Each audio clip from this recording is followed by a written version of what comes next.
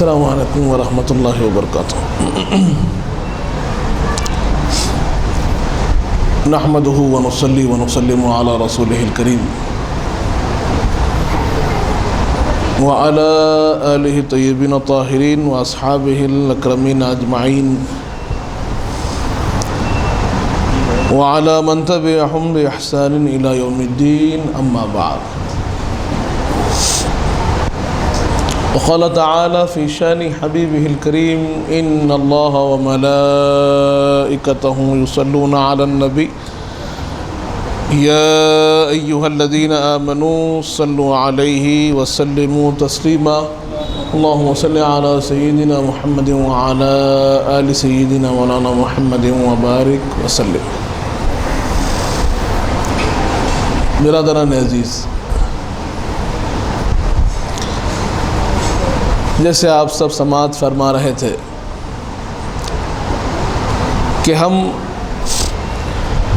اولیاء اللہ کے صفات کو جان رہے تھے اور ان اوصاف کو سمجھنے کی کوشش کر رہے تھے کہ جس راستے پر چل کے، جن کو اختیار کر کے ایک بندہ اللہ کے قریب ہوتا ہے،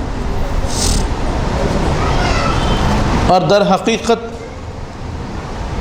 ہمارا مقصد ہی یہ ہے کہ ہم اپنے رب سے جڑ جائیں، اللہ سے قریب ہو جائیں. اور اسی کے سلسلے میں ہم نے یہ بات سماعت کی تھی کہ وہ بندہ جو مخلوق کی طرف محتاج ہوتا ہے، مخلوق کی طرف کوئی چیز کی طلب رکھتا ہے، تو وہ بندہ لوگوں کے پاس پسندیدہ نہیں ہوتا، وہ بندہ لوگوں کے پاس رسوا ہوتا ہے، ذلیل ہوتا ہے، لوگ اس سے دور ہو جاتے ہیں، اور لوگ اس بندے کو پسند نہیں کرتے، اس آدمی کو پسند نہیں کرتے جو ان سے چاہتا ہے. برخلاف اس کے رب ذوالجلال کا جو معاملہ ہے کہ وہ بندہ جو اللہ سے مانگتا ہے، اللہ سے چاہتا ہے، اللہ سے امید رکھتا ہے، اللہ کے سامنے گڑ گڑاتا ہے، اللہ کے سامنے پکارتا ہے اور اس سے مانگتا ہے کہ رب ذوالجلال تو عطا فرما، تو اللہ اس بندے کو بڑا پسند کرتا ہے. یہ اس کا کمال ہے، یہ اس کا انداز ہے کہ اللہ اس بندے کو پسند کرتا ہے جو اس کے سامنے جھولی کو پھیلاتا ہے، جو اس کے سامنے اپنے آپ کو پیش کرتا ہے، اس کے بارگاہ سے دور نہیں، اس کے سامنے اپنے آپ کو پیش کرتا ہے. برادران عزیز، اسی بات کو اگر آگے بڑھائیں تو حضرت لقمان کا بات ہم نے واقعے کو سنا ہے، قرآن بھی اس کا ذکر فرماتا ہے. حضرت لقمان نے اپنے بیٹے کو اپنے وصال سے پہلے وصیت فرمائی. حضرت لقمان، یوں تو آپ کے حکمتیں، آپ کی وصیتیں بڑی مشہور ہیں، آپ بڑی ہی دانائی اور سمجھداری کے حکمتوں کی باتیں اپنے متبعین کو اور خصوصاً اپنے جو بچے تھے ان کو سمجھائے، جس کی مثال اللہ نے قرآن میں بھی دی. تو انہی وصیتوں میں آپ فرماتے ہیں: اے بیٹے، میں نے تم کو اب تک بہت سی وصیتیں کی ہیں، وصیتیں میں نے بہت کی ہیں، لیکن آج جو وصیت میں تم کو کر رہا ہوں اس کے اندر اولین و آخرین کا علم چھپا ہے. حضرت فرماتے ہیں کہ وہ 6 چیزوں کی طرف تمہاری وصیت کر رہا ہوں، تم کو میں ہدایت دے رہا ہوں ان 6 چیزوں کی جس کے اندر اولین و آخرین کا علم ہے. برادران عزیز، اس کے بعد آپ فرماتے ہیں پہلی چیز اولها ان لا تشتغل نفسك بالدنیا الا بقدر ما بقی من عمرك۔ آپ فرماتے ہیں کہ پہلی چیز یہ ہے کہ تمہارا نفس دنیا میں اتنا ہی اپنے آپ کو لگائے رکھے جتنی اس کی تمہاری عمر باقی ہے۔ کتنی عمر باقی ہے؟ کسی کو اندازہ ہے؟ کسی کو معلوم ہے؟ کیا ہم جانتے ہیں کہ ہماری کتنی عمر باقی ہے؟ ہمیں نہیں معلوم۔ ہمیں یہاں تک معلوم نہیں ہوتا کہ کل ہوگا کہ نہیں ہوگا، اور اگر آگے بڑھیں تو اتنا بھی نہیں معلوم ہے کہ ہماری جو سانسیں چل رہی ہے ایک جائے گی تو دوسری آئے گی کہ نہیں، اور اگر کوئی آ گئی ہے تو پھر وہ جائے گی کہ نہیں۔ ہمیں اتنے وقت کا بھی اندازہ نہیں۔ یہ تو اللہ کی رحمت پر ہماری امید ہے، اسی کی رحمت سے امیدیں جڑی ہیں، اور اسی کی امید پر ہم جی رہے ہیں، اسی کے فضل و کرم پہ ہم جی رہے ہیں۔ تو حضرت لقمان نے پہلی جو وصیت فرمائی وہ یہ ہے کہ بیٹے دنیا میں اتنا ہی اپنے آپ کو ڈال لے جتنا تجھے یقین ہو کہ تیرا عمر باقی ہے۔ اگر تجھے اپنی عمر کا یقین نہیں، اس پر کوئی قدرت و قابو نہیں، تو پھر اپنے آپ کو دنیا سے دور رکھ، اپنے آپ کو دنیا سے دور رکھو، کیونکہ خدا نخواستہ ایسا نہ ہو جائے کہ کوئی عمل میں آپ اپنے آپ کو مبتلا کر لیں، کوئی دنیاوی کام میں اپنے آپ کو ڈال لیں، کوئی گناہ میں اپنے آپ کو ڈال لیں، اور گناہ کے دوران خدا نخواستہ اگر آپ کی موت آ جائے تو آخرت خراب ہو جائے گی۔ کیونکہ حدیث پاک میں آتا ہے، ہم نے ایک حدیث بڑی مشہور سنی ہے کہ انما الاعمال بالنیات، کہ اعمال کا دار و مدار نیتوں پر ہے۔ ایک تو یہ جانا ہے، ساتھ ہی ایک اور حدیث پاک ہے انما الاعمال علی الخواتم، کہ اعمال کا دار و مدار اس کے خاتمے پہ بھی ہے۔ اعمال کا دار و مدار ہو یا زندگی کا دار و مدار ہو، یہ کس پر؟ اس کے خاتمے پہ ہے، کہ ایک عمل شروع کیسے ہوتا ہے اس کا حکم لگے گا، اور ایک عمل ختم کیسے ہوتا ہے وہ بھی دیکھا جائے گا۔ کہ شروع تو اچھائی سے کیا تھا لیکن پھر راستہ بھٹک گئے اور خرابی کی طرف نکل گئے تو پھر وہ عمل کام کا نہیں رہتا، وہ عمل باقی نہیں رہتا، اس کی اچھائی باقی نہیں رہتی، اس کا کمال باقی نہیں رہتا، اب وہ گمراہی کی طرف لے جا رہا ہے آپ کو۔ اسی لیے بتایا گیا کہ اپنے آپ کو، اپنے نفس کو اتنا ہی دنیا میں مشغول کرو جتنا کہ تم کو بھروسہ ہو کہ تمہاری عمر باقی ہے۔ اگر عمر کا بھروسہ نہیں تو اپنے آپ کو دنیاوی معاملات سے بچائے رکھو، اپنے آپ کو دنیا سے دور رکھو۔ لیکن آج ہماری صبح شام کس میں ہو رہی ہے؟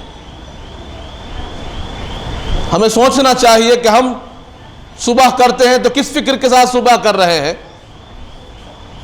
رات میں اگر آرام کے لیے لیٹتے ہیں تو کس فکر کے ساتھ آرام کر رہے ہیں؟ ہم میں سے اکثر کی فکر یہی ہوتی ہے کہ رات میں سونے سے پہلے یہی خیال کر کے سو رہے ہیں کل صبح کس کو دینا ہے، کس سے لینا ہے، اور پھر صبح ہوتی ہے تو پھر یہی خیال ہے کہ فلاں کو دینا ہے، فلاں سے لینا ہے، کیسے کریں گے، کیا کریں گے۔ یہ ساری کوششیں، ساری کاوشیں، سارا وقت، اکثر حصہ وقت اسی میں گزر رہا ہے کہ میں دنیا کیسے کماؤں، دنیا کیسے دوں، اپنی دنیا کیسے بچاؤں، پیسے کیسے بچاؤں، مال کیسے بچاؤں۔ اور اس کی بنیادی وجہ جو ہے یہ ماحول ہے۔ ایسے نہیں کہ لوگ اسے اچھا یا برا سمجھتے ہیں، لوگ اسے ضرورت سمجھ رہے ہیں۔ لیکن ہمیں یہ بات کو یاد رکھنا ہے کہ یہ جو چیزیں ہیں یہ زوال پذیر ہیں، یہ زائل ہونے والی ہیں۔ تو کم سے کم اتنا تو خیال رکھیں کہ جب صبح ہو تو اللہ کے ذکر سے ہو، رات ہو اللہ سے مغفرت طلب کرتے ہوئے ہو، اور اپنے وقت کے حصے کو اللہ کے ذکر کے لیے خاص کیا جائے، کیونکہ اللہ کا ذکر، اللہ کی عبادت، یہ ہمارا مقصد ہے۔ دنیا کمانا، پیسے کمانا، کھانا کھانا، یہ تمام جو اسباب ہیں یہ اس لیے ہیں تاکہ ہم عبادت اچھے سے کر سکیں۔ لیکن اگر یہ چیزیں کمانے کے واسطے جو مقصد حیات ہے وہی چھوٹ رہا ہے، تو جس کے لیے آپ کو کھانا دیا جا رہا ہے، جس کے لیے آپ کو نعمتیں اللہ فراہم فرما رہا ہے، آپ کو اچھائیاں دے رہا ہے، آپ کو سکون دے رہا ہے، آپ کو گھر دیا، آپ کو سب کچھ اللہ نے دیا، صحت عافیت دی، جسم کی سلامتی دی، سکون دیا، سب کچھ دیا، مقصد کیا ہے؟ مقصد یہ ہے کہ آپ اس تمام صحت کے ساتھ، عافیت کے ساتھ، سکون کے ساتھ اللہ کی عبادت کر سکیں۔ اور اگر آپ نے تمام چیزیں حاصل کر لی اور اللہ کی عبادت میں ہی کوتاہی کی تو پھر آپ نے مقصد کو نہیں پایا، آپ اپنے مقصد سے چوک گئے۔ تو وہ تیر جو اپنے مقصد و ہدف سے چوک جائے بیکار ہے، اس کا چلنا بیکار ہے، اس کا رہنا بیکار ہے، جو اپنے مقصد سے چوک جائے۔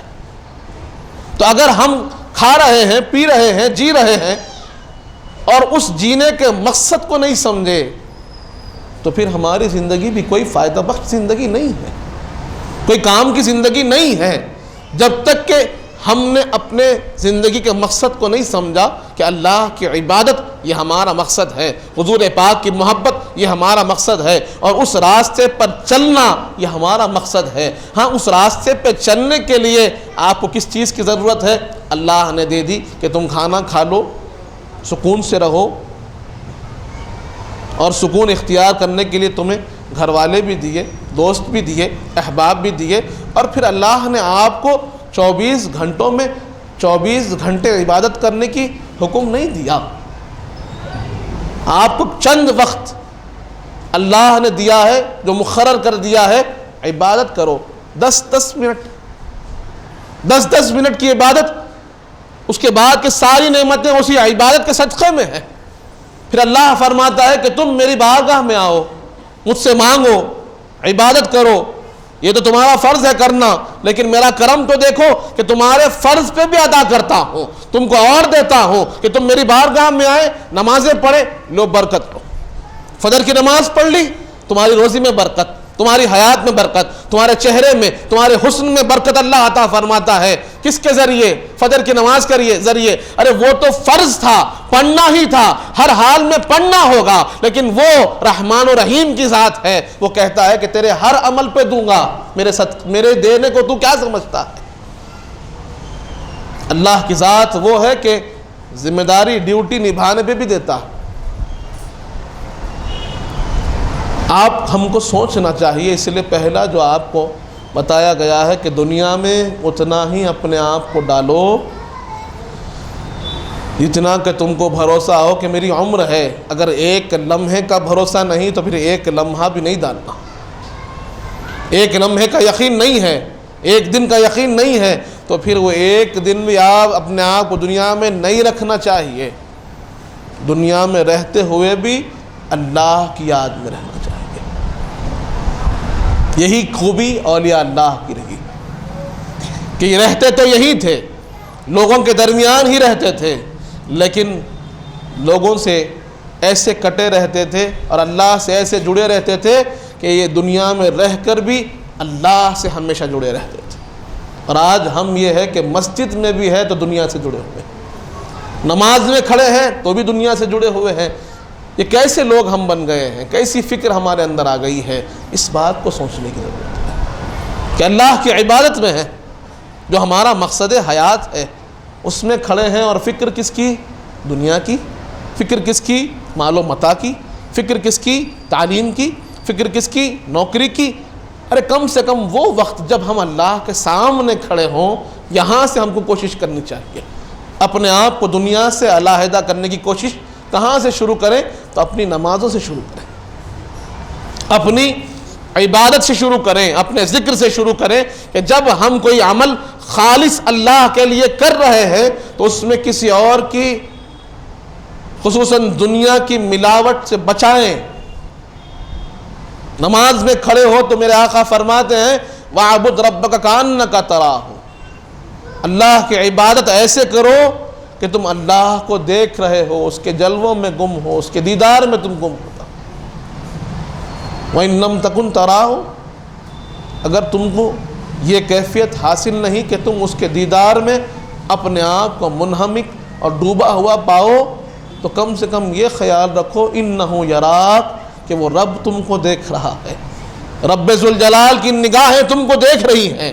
اللہ کے سامنے کھڑے ہو تو اللہ کے سامنے کھڑے ہونے کی وہ کیفیت اپنے اندر محسوس کریں کہ ہم اللہ کے سامنے کھڑے ہیں، وہ رب ذوالجلال کے سامنے کھڑے ہیں، وہ بادشاہوں کے بادشاہ کے سامنے کھڑے ہیں کہ جس کے صدقے میں ساری کائنات پلتی ہے، اس رب العالمین کے سامنے کھڑے ہیں۔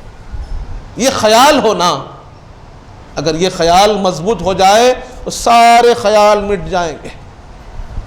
کہ آپ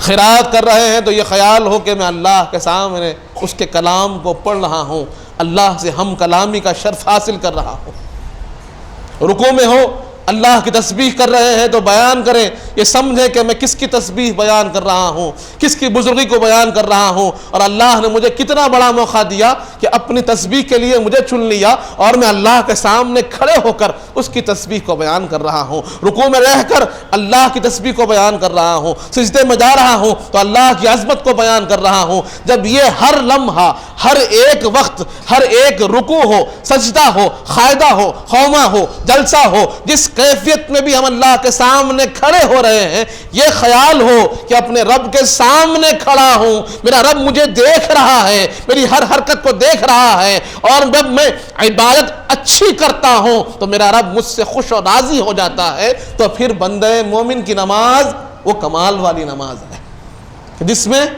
کوئی دنیا کا خیال نہ آئے۔ لیکن آج ہماری نمازیں کمزور سے کمزور ہو رہی ہیں۔ یہ صدقہ حضور پاک کا ہے کہ جبرائیل امی کو اللہ نے جنت کے اعلیٰ اعلیٰ مقام دکھائے، بڑے بڑے مقام دکھائے،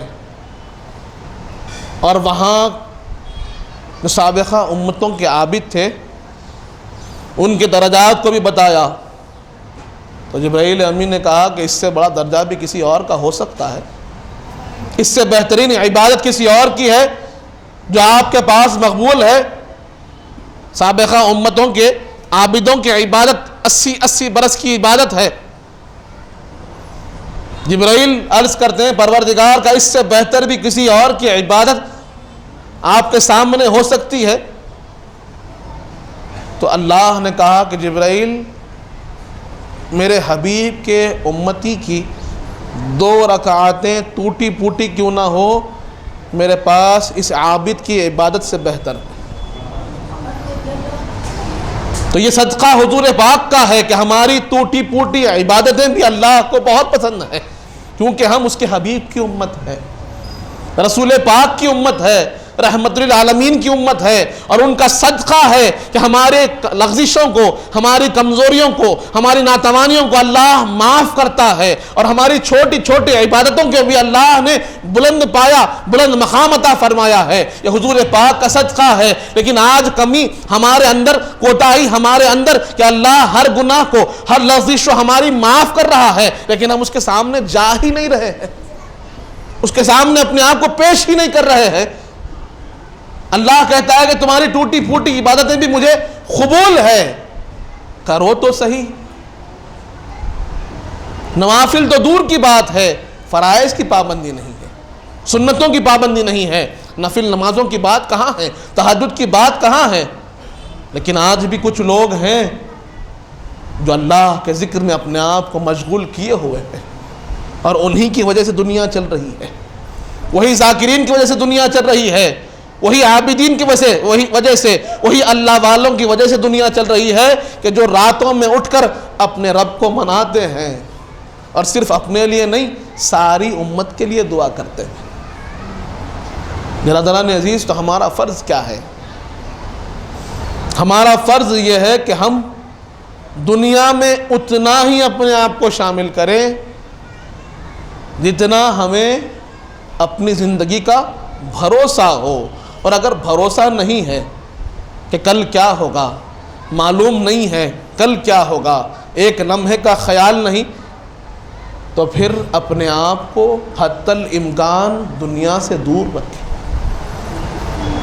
اب کسی کو یہ خیال ہو جائے کہ میں کیا کروں، پھر کام چھوڑ دوں، تعلیم چھوڑ دوں، نوکری چھوڑ دوں، کیا کروں؟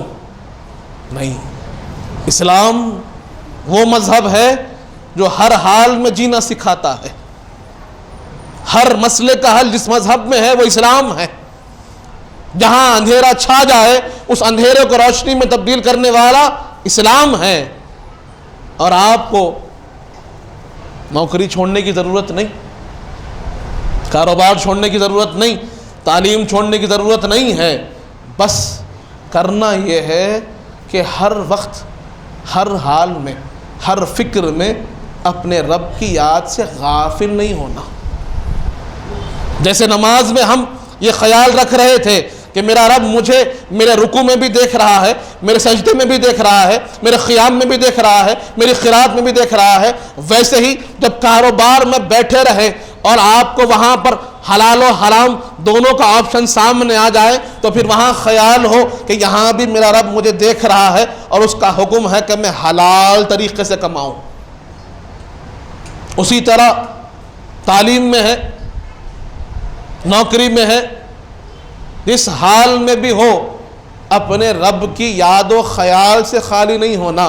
دادا پیر قبلہ فرماتے تھے کہ دست بکار دل بیار، کہ ہاتھ کام کرتے رہے اور دل ہمیشہ اپنے رب کا یاد کرتے رہے.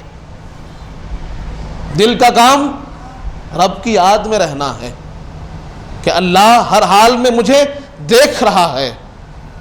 تنہائی ہے، کوئی نہیں دیکھنے والا. شیطان کہتا ہے کہ گناہ کر لے، گناہ کا راستہ کھلا ہے، کوئی دیکھ نہیں رہا ہے، کوئی پہچانتا نہیں ہے، کوئی جانتا نہیں ہے، کسی کو معلوم نہیں ہوگا. وہاں پر بندے مومن کہے کوئی دیکھے نہ دیکھے میرا رب مجھے دیکھ رہا ہے، میرا پروردگار مجھے دیکھ رہا ہے. چاہے وہ اجتماع میں ہو، چاہے تنہائی میں ہو، چاہے کاروبار میں ہو، چاہے تعلیم میں ہو، چاہے نوکری میں ہو، چاہے عبادت میں ہو، چاہے باہر ہو، چاہے گھر میں ہو، اور کسی حال میں اپنے آپ کو پائے تو یہ خیال ضرور اس کے ساتھ چلے، کوئی دیکھے نہ دیکھے میرا رب مجھے دیکھ رہا ہے اور میرا حساب و کتاب ہونے والا ہے. اور اگر میرا عمل اللہ کے مرضی کے موافق ہے تو میں کامیاب ہوں اور اس کے خلاف ہے تو میں ناکام ہوں. یہ خیال ہونا کہ یہ خیال ہمارے اندر ہے. ہر حال میں اپنے رب کی یاد ہمارے ساتھ چل رہی ہے. اللہ فرماتا ہے نحن اقرب من حبل الورید، ہم تمہاری شارک سے زیادہ قریب ہیں. اس قربت کو کیا ہم نے محسوس کیا کہ اللہ ہم سے قریب ہے؟ ہر لمحہ ہمارے ساتھ ہے. اس معیت کو، اس قربت کو محسوس کرنے کی ضرورت ہے. اللہ کی یاد میں زندگی گزارنے کی ضرورت ہے. برادران عزیز، یہ بہت اہم چیز ہے کہ آدمی کبھی اللہ کے ذکر سے، اس کی یاد سے غافل نہ ہو. اور یہاں جو ہم حاضر ہوتے ہیں، جو طریقہ ہمیں اپنے بزرگوں نے سکھایا ہے اللہ کے ذکر کا، تو یہ ایک مشق ہے. اس کو ہمیں کنٹینیو رکھنا ہے. ہفتے میں ایک دن ذکر کرنا کافی نہیں، بلکہ یہی ذکر کو ہمارے گھر میں بھی کرنا ہے، ہمارے بچوں کو بٹھا کر کرنا ہے، روز کرنا ہے. یہاں سیکھے ہیں وہاں ان کو سکھانا ہے.